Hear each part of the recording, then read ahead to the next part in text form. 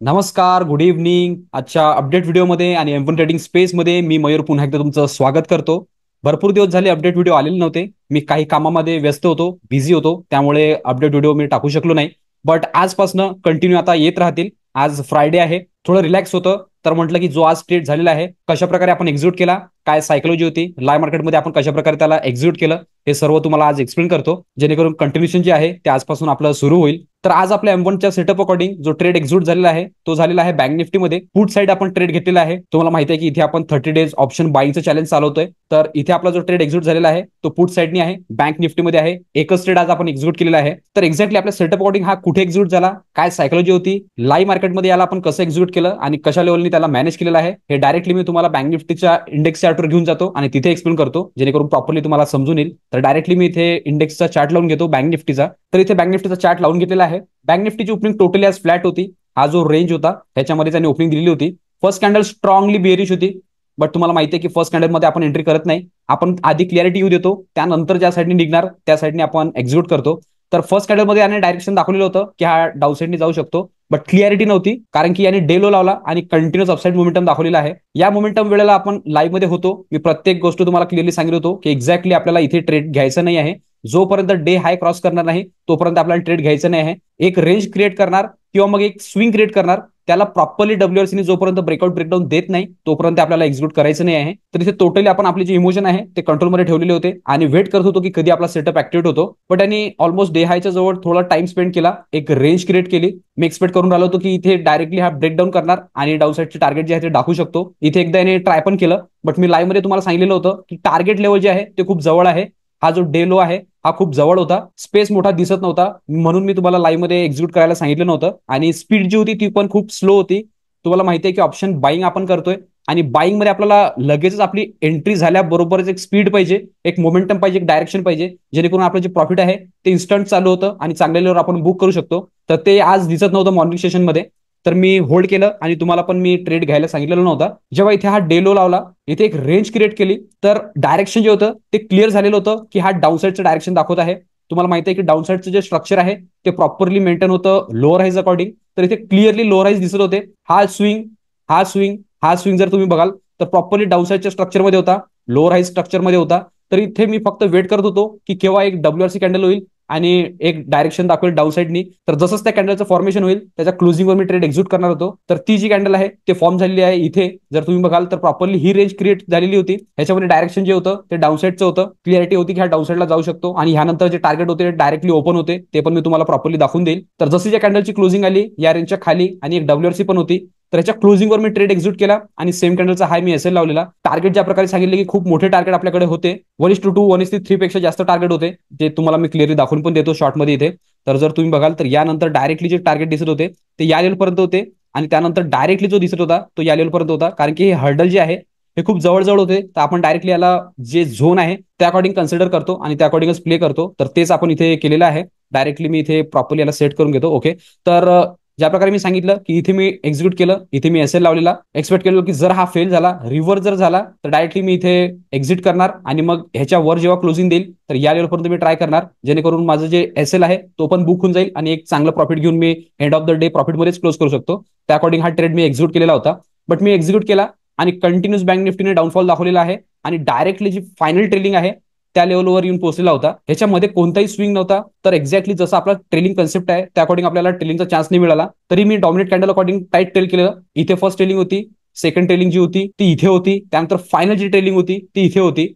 मी म्हटलं की ह्याच्या वर जर जाईल तर हा डायरेक्टली बुक होऊन जाईल, त्यानंतर आपण न्यूट्रल करून आपण क्लोज करू शकतो. तसंही आज फ्रायडे आहे. फ्रायडेला एकतर खूप वियर्ड मुवमेंट असते, अदरवाईज खूप वाईल्ड मुवमेंट असते की जे कॅप्चर करायला आपल्याला इझी पण जाऊ शकते. बट आज ज्या प्रकारे यांनी डाऊन साईडचं मुवमेंटम दाखवलेलं आहे ते प्रॉपरली आपण आपल्या खिशात आणलं. ही कॅन्डल झाल्यानंतर फायनल जी ट्रेलिंग होती ती या कॅन्डलवर आणली, कारण की इथे डायरेक्ट जे फायनल टार्गेट होतं ते डन झालं होतं. इथे एक स्विंग केला, खाली आला, त्यानंतर टायटल करायचं होतं कारण की कधी रिव्हर्स झाला असता. तर मी इथे लावला जो ट्रेलिंग आहे तो इथे लावला. जेव्हा बँक निफ्टी इथनं रिव्हर्स झालेला आहे तर इथे लावला जो ट्रेलिंग आहे तो इथे बुक झाला. त्यानंतर बँक निफ्टी टोटली एका रेंजमध्ये फसलेला होता आणि आता जी क्लोजिंग दिलेली आहे ती पण डे लोच्या जवळच आहे. फायनल ट्रेलिंग हे का बरं होती हे पण तुम्हाला मी डायरेक्टली दाखवून देतो. तर इथे जर मागे आपण जाऊ तर तुम्हाला इथे दिसेल की ही लेवल आहे, एक्झॅक्टली या लेवलवर हा पोहोचलेला होता. मी याला मार्क पण करून घेतो. ओके, थोडंसं स्लाइटली खाली गेलं तर इथे तुम्हाला दिसून येईल की फायनल जो टार्गेट लेवल होता त्याच्याजवळ बँक निफ्टी पोहोचलेलं होतं आणि इथे एक्झॅक्टली आपल्याला बुक करायचं असतं फायनल ट्रेलिंग जवळ, कारण की तिथनं तुम्ही जर बघत असाल तर मोठ्या ग्रीन कॅन्डल होत्या आणि मोठ्या ग्रीन WRC कॅन्डल अकॉर्डिंग त्यांनी अपसाईडनी मोमेंटम दाखवलं. तर जिथनं बाउन्स बॅक येतो तिथे आपल्याला बुक करावं लागतं किंवा जे प्रॉफिट झालेलं आहे त्याला सिक्युअर करावं लागतं. त्याच माइंडसेटने आपण इथे टाईट टेल करायला स्टार्ट केलं आणि जेव्हा हा रिव्हर्स झाला तर इथे लावलेला जो ट्रेलिंग आहे तो आपला बुक झालेला आहे. तर प्रॉपरली आज टेक्स्ट बुक एंट्री होती, आपल्या सेटअप अकॉर्डिंग होती, जो M1 मध्ये मी तुम्हाला प्रॉपरली शिकवलेला आहे त्याच बेसिसवर होती आणि एक्झॅक्टली जे आपलं टार्गेट आहे ते प्रॉपरली यांनी काढून दिलेलं आहे. एक्झॅक्टली आपली एंट्री जी आहे ती इथे झाली आणि पूर्ण रॅली जी आहे डाऊन साईडची हे आपण कॅप्चर केलेली आहे. चांगलं प्रॉफिट आज आपण इथे बुक केलं. लाईव्ह मध्ये ही जी मुवमेंट होती खूप स्लो होती, ही मुवमेंटम जी होती ती खूप स्लो होती, त्यामुळे मी तुम्हाला सांगितलेलं नव्हतं.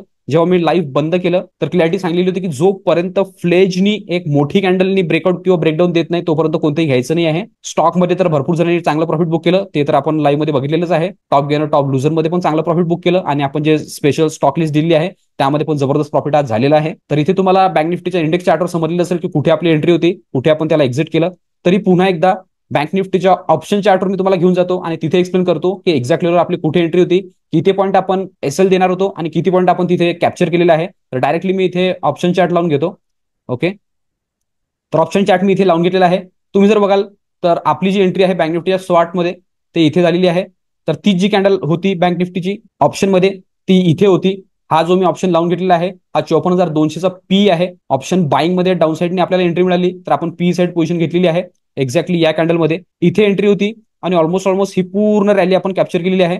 तर याला जर मी कॅल्क्युलेट करेल तर तुम्हाला प्रॉपरली दिसून येईल की एक्झॅक्टली किती पॉईंट SL होता. ऑलमोस्ट त्याचा जो SL होता तो होता ऑलमोस्ट फक्त 15 पॉईंटच्या जवळपास आणि टोटल पॉईंट यांनी जे दिलेलं आहे प्रॉफिट ते होतं ऑलमोस्ट 250 पॉईंटच्या जवळपास, 240 पॉईंटच्या जवळपास. आपला जो फायनल ट्रेलिंग होता तो ह्या कॅन्डलच्या खाली होता.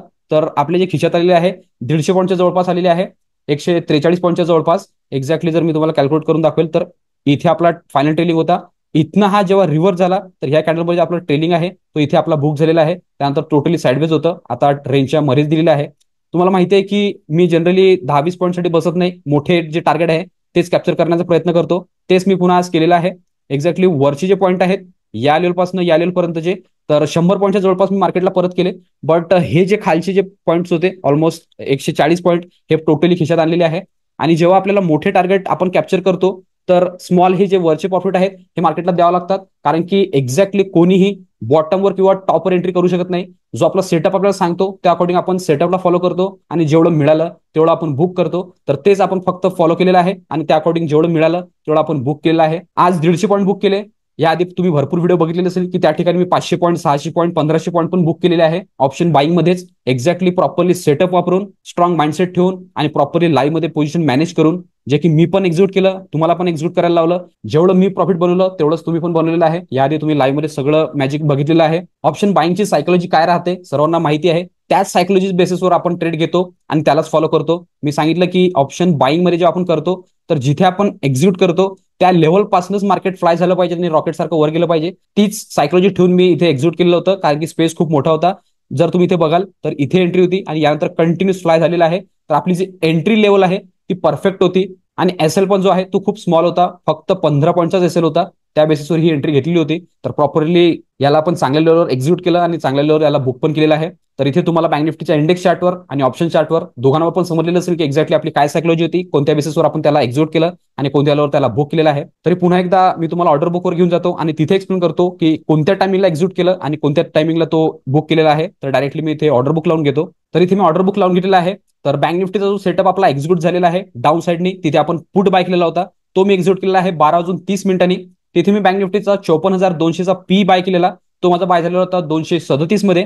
त्यानंतर याला जे आपण ट्रेल करत जात होतो, कंटिन्युअस जेव्हा प्रॉफिट बुक करायचा प्रयत्न करत होतो, तर जो बॉटमवर आपला बुक झालेला आहे तो ऑलमोस्ट झालेला आहे 1:45 जवळपास. 54,200चा पी तो आपला पुट बंपर प्रॉफिटमध्ये बुक झालेला आहे, जो की झालेला आहे 379 मध्ये. तर एक्झॅक्टली काय सायकोलॉजी होती, कसं आपल्याला M1 चा सेटअप जॅकपॉट प्रॉफिट देऊन जातो ते तुम्ही बघितलेलं असेल आणि या आधीच्या पुष्कळ व्हिडिओमध्ये पण तुम्ही बघितलेलं असेल. 2-3 आठवडे झाले काही कामामध्ये बिझी असल्यामुळे व्हिडिओज येत नव्हते, अपडेट व्हिडिओ. तर आजपासून कंटिन्यू येत राहतील. तुम्हाला जेवढी पण लर्निंग आहे ते कंटिन्यू मिळत राहील. जे पण M1 सोबत जुळलेले आहेत, लाईव्ह मध्ये पार्टिसिपेट करतायत, त्यांना तर माहिती आहे की काय लर्निंग आपली कंटिन्युअसली सुरू आहे आणि कशा प्रकारे आपण डेली ग्रो करतोय, कशा प्रकारे प्रॉफिट बनवतोय. ज्यांना कोणाला पण आमच्यासोबत लाईव्ह मध्ये पार्टिसिपेट करायचं असेल आणि लाईव्ह मार्केटमध्ये येऊन लर्निंग करायची असेल तर ते डिस्क्रिप्शन मध्ये दिलेल्या नंबरवर कॉल किंवा व्हॉट्सअप करू शकता आणि डिटेल घेऊ शकता. डिटेल घेतल्यानंतर लगेचच दुसऱ्या दिवसपासूनच तुम्ही आमच्यासोबत जुळू शकता आणि लाईव्ह मार्केटमध्ये लर्निंग करू शकता. त्याचबरोबर हे जे मी एक्झिक्युशन व्हिडिओ अपलोड करतो यामध्ये पण तुम्हाला काही पार्ट व्हॅल्युएबल वाटत असेल किंवा काही लर्निंग मिळत असेल तर तुम्ही आमच्या चॅनलला सबस्क्राईब करू शकता आणि व्हिडिओला लाईक करू शकता, जेणेकरून येणारे सगळे अपडेट तुम्हाला कंटिन्यू येत राहतील.